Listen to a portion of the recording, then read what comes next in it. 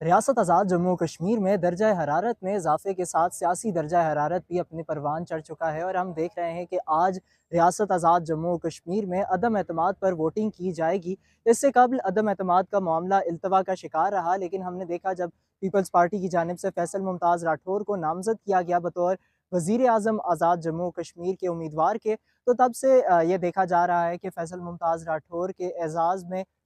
दारुल हुकूमत मुज़फ़्फ़राबाद और आज़ाद कश्मीर में इशाई और ज़हरानी का भी एक सिलसिला जारी है और पीपल्स पार्टी ये भी दावा कर रही है कि उनके पास 53 के ऐवान में 38 अरकान की हिमायत मौजूद है और वो नए वज़ीर आज़म को इलेक्ट करवाने में कामयाब हो जाएगी। अगर बात की जाए तो इक़्तिदार की हवा जूँ ही चली, उस वक्त से हम देख रहे हैं कि मुतअद्दिद सियासी रहनुमा जो हैं वो अपनी पार्टीज़ को खैर बात कहकर नई पार्टी में या पीपल्स पार्टी में शामिल होते दिखाई दे रहे हैं। बात की जाए तो गुज़िश्ता रोज़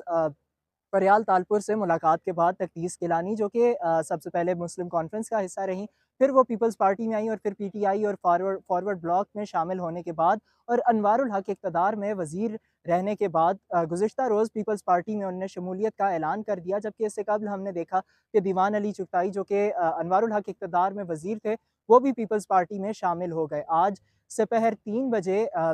मेरे अक़ब में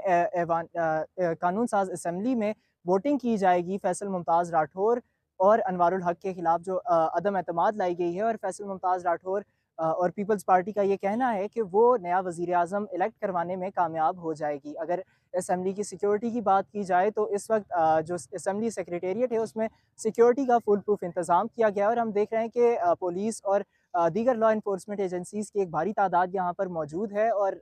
बात की जाए तो यहाँ पर कुर्सियाँ भी कानून साज़ असम्बली के बाहर लगा दी गई हैं, जहाँ पर जियालों ने पहुँचना शुरू कर दिया है।